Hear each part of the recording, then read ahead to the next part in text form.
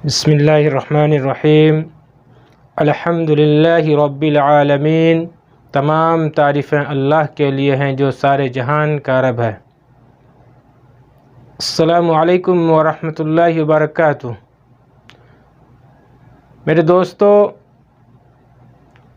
आपको पता ही होगा कि यूपी में भी जो कानपुर में जो दंगा हुए हैं, जिस तरह से दंगा का नाम दिया गया है दलाल मीडिया द्वारा, और किस तरह से मुसलमानों को गिरफ़्तारी कर रहा है एक तरफ़ा, और दूसरी तरफ मोदी और राष्ट्रपति जी जबकि वहाँ पर मौजूद हैं कानपुर में, इस तरह से दंगा फैलाना और इस तरह से साजिशें रचना मुसलमानों के ख़िलाफ़, ये सोची साची राजनीतिक है। इस तरह से पथराव जो किया है, पुलिस वाले सामने में है, इधर से पथराव कर रहा है और मुसलमानों को टारगेट कर रहा है। अगर मुसलमानों को टारगेट कर रहे हो तो मुसलमानों को टारगेट करने से पहले सोचना चाहिए आपको कि जिसने भड़काऊ भाषण दिया है, जिसने एक तबका के लोगों के नबी पर टिप्पणी की है, नबी सल्लल्लाहु अलैहि वसल्लम पर बेतुका बयानबाजी की है, सबसे पहले आप उनको गिरफ़्तार कीजिए, उनके घरों पर आप बुलडोज़र चलवाइए। और वो महिला लेडीज़, नापाक लेडीज़ है, मलून लेडीज़ है, वो नूपुर शर्मा है, बीजेपी की प्रवक्ता है, जिसके चक्कर में ये पथराव हुए हैं और जिसके चक्कर में दोनों तरफ से पथराव हुआ है, लेकिन कार्रवाई एक तरफ़ा की जा रही है।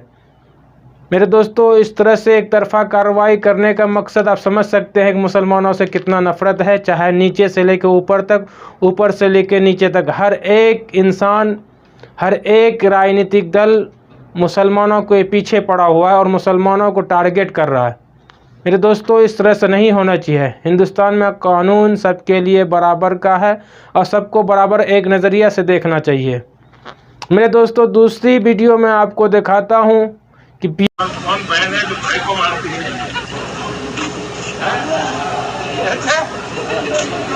मारते हो?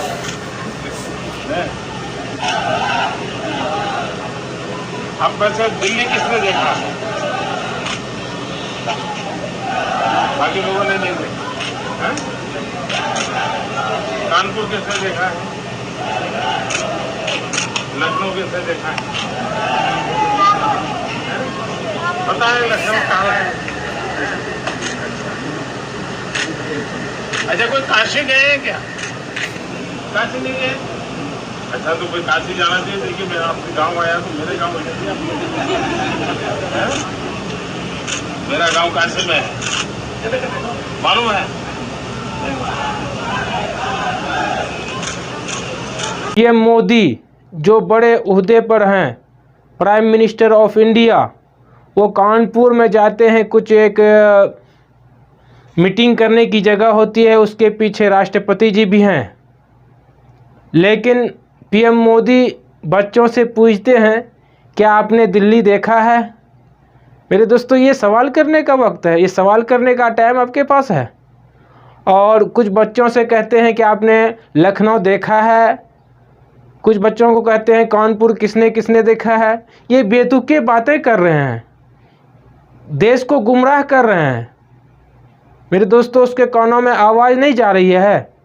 हिंदुस्तान पे इस तरह से नफ़रत बयानबाजी हो रही है, इस तरह से नफ़रतें फैलाया जा रहा है, उस पर तो कुछ उसके ज़ुबान से नहीं निकल रहा है, लेकिन बच्चों से सवाल जवाब कर रहे हैं कि आपने दिल्ली देखा, आपने लखनऊ देखा, आपने कानपुर देखना, आपने वाराणसी देखा, मैं वाराणसी से हूँ। ये सब सवाल करने का वक्त है उनके पास बहुत।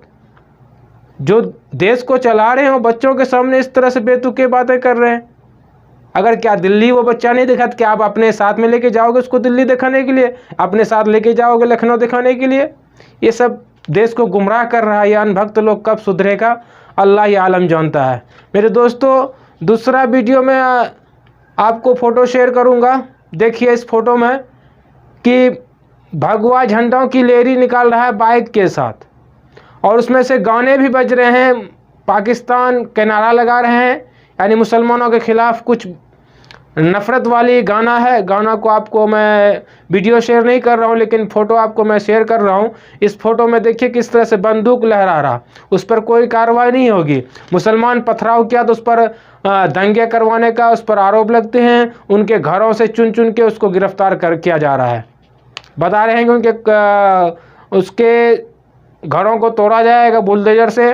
मेरे दोस्तों, ये कहाँ का कानून है? किस तरह कानून है? कहाँ पे लेके जा रहा हिंदुस्तान को? मेरे दोस्तों, हिंदू मुस्लिम ईसाई सब साथ में रहते आ रहे थे, लेकिन जब से बीजेपी आया है, आखिर ये ऐसा क्यों दे रहे हैं? ये क्यों कर रहे हैं? आखिर एक प्रवक्ता इस तरह से बयानबाजी दे रही है, एक बड़े तबके जो मुसलमान हिंदुस्तान का है उसके नबी पर आप टिप्पणी कर रहे हैं, उस पर कोई गिरफ्तारी, उस पर कोई एक्शन नहीं ले रहा है। आखिर आप देश को कहाँ ले जाना चाहते हैं?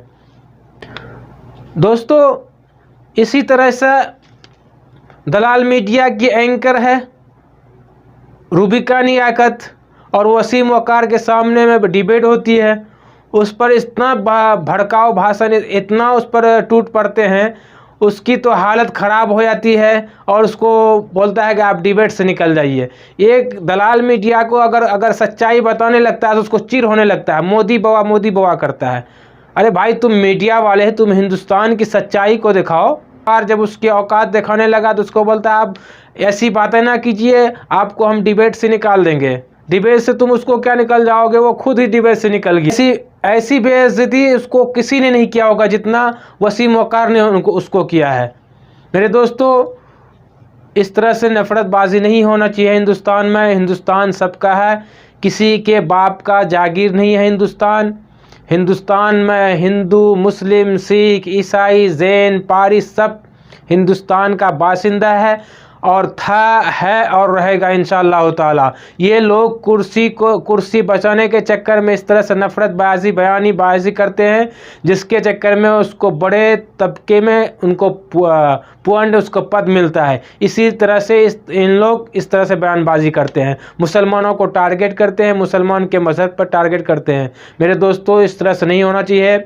नूपुर शर्मा ने गलती की है, बहुत बड़ी गलती की है, उसकी सज़ा उनको मिलना चाहिए। मेरे दोस्तों, आप लोग इस वीडियो को इतना शेयर कीजिए कि मोदी तक पहुँचे, उनकी आवाज़ को, उनको गिरफ्तारी करवाने का उनको ऑर्डर दे, क्योंकि आपने एक बहुत बड़े तबके के, बहुत बड़े कौम को आपने ललकारा है। ये कौम को ललकारो नहीं। हमारा मज़हब सच्चा है, सच्चा था और सच्चा रहेगा। ऐसा मज़हब दुनिया में नहीं आया है, ना आएगा। मेरे दोस्तों, इस तरह से आप एक तबके, एक मज़हब को आप टारगेट ना करें, लेकिन मुसलमानों को आप इस तरह से नफरतबाजी मत कीजिए उसके मज़हब पर। मेरे दोस्तों, हम लोग किसी मज़हब को बुरा नहीं कहते हैं, सब मज़हब अपनी अपनी जगह पे अपने हिसाब से अच्छा है, लेकिन हमारे अंदर में जो हमको पता है मज़हब इस्लाम सबसे अच्छा है। तो फिर आप क्यों हमारे मज़हब को टारगेट करते हो? क्यों हमारे नबी सल्लल्लाहु अलैहि वसल्लम पर बेतुके बातें तुम करती हो? मेरे दोस्तों, नूपुर शर्मा के ख़िलाफ़ एहतजाज होना चाहिए, और जिस तरह से होना चाहिए, आप लोग जिस तरह से कानपुर में किया है उस तरह से नहीं होना चाहिए। कानपुर में जो हुआ है वो शर्म करने वाली बात है, दोनों तरफ से हुए हैं और इसमें राजनीतिक वाले का हाथ है। मेरे दोस्तों, इस वीडियो पर आप अगर नए हैं तो प्लीज़ लाइक शेयर कीजिए, और मेरे चैनल पर नए हैं तो प्लीज़ सब्सक्राइब कर दिए। अल्लाह हाफिज़। अल्लाह आप लोगों को सलामत रखे।